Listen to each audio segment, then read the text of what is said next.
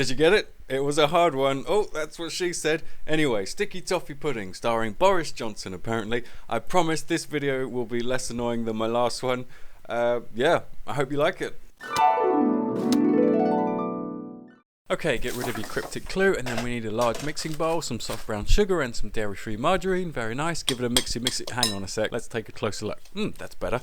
Mix until it looks a bit like this, and blah.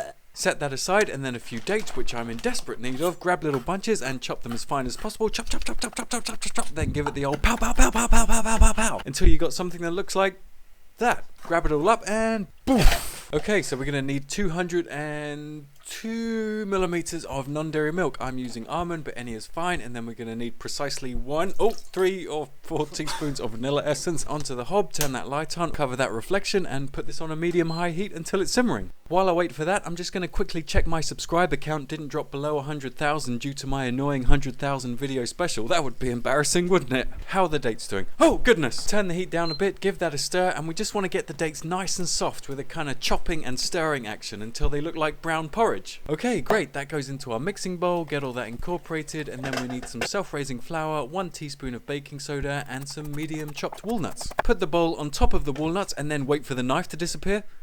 There we go, and then put some more walnuts in the bowl and then stir all of that together until it looks like the world's crunchiest peanut butter, and blah. Now, if you're feeling a little bit outlandish, you can also add some dried fruit or raisins like that. Oh, should I? Yes, no, yeah, why not? I feel like raisin hell today. Oh, I'm so sorry. Alright, get the oven up to 180. Then baking dish and a bit of margarine all around. Ta-da! Sheet of baking paper, press that in. Okay, let's get a side shot for this one. Just readjust the camera quickly, and in goes our super crunchy peanut butter.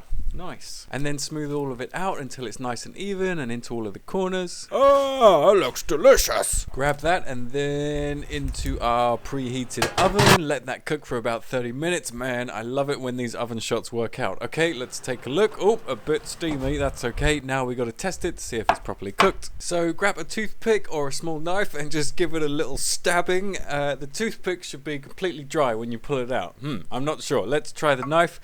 Yep, I think maybe just 5 more minutes in the oven and then back out. Who's a good boy? Let's just test it with the knife again, and yeah, I'd say that is done. Put that aside to cool, and then once it's cool, bring it back. A toothpick would be better for this bit. We're going to stab it all over at super speed. Holy sticky toffee pudding. More holes there than in Amsterdam's red light district. Okay, put that aside again. Saucepan, non-dairy margarine, soft brown sugar, and then just a little bit of non-dairy milk. Lovely jubbers. And then precisely 1 teaspoon of vanilla essence. Way, I did it. My mummy will be so proud. Medium-high heat, little stir. Let it melt for a bit, stir it again until all the sugar has dissolved, and then just get it to a very gentle simmer and let it do its saucy thing for about 5 minutes, but without stirring it, okay?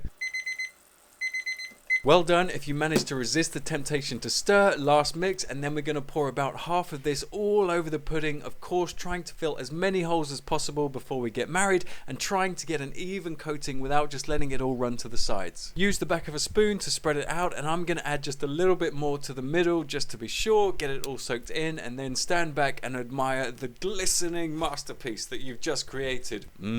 Shiny. Okay, so we've got a bit more sauce left over for serving. Get yourself a plate, cut yourself a piece, and carefully spatula him out, and there it is. Now, we've already seen the money shot, but here it is again. Oh my goodness, it's so pretty. And by the way, you can microwave this as well if you want it to be nice and steamy. I'm just going to add some of my 2-minute custard here so it looks like a big cake mountain in a sea of creamy sweetness, and then some of this ice cream, which I swear, if no one told you it was vegan, you'd never know. Except, of course, there'll always be a vegan around to tell you it's vegan, and then they'll guilt trip you for eating regular ice cream. Just take what they say on board and then ignore them, and they should leave you alone after a while. And yeah, that's it. For real, guys, I've fed this to a few people now, and they always make this noise.